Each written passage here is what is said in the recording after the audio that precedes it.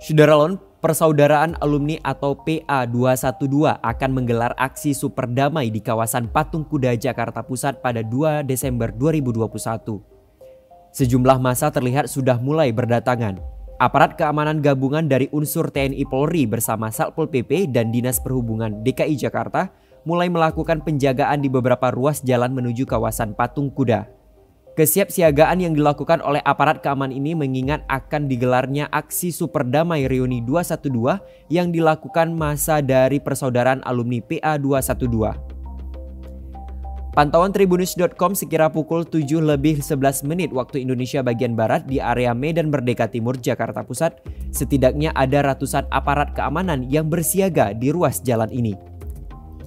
Tak hanya itu, akses masuk ke kawasan Monas maupun Patung Kuda sudah ditutup dengan menggunakan kawat berduri, water barrier, serta blokade berlapis.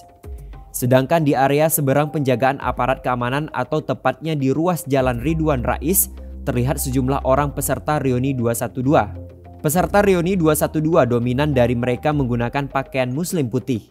Tak hanya itu, terlihat juga di lokasi satu unit mobil pengurai massa milik kepolisian.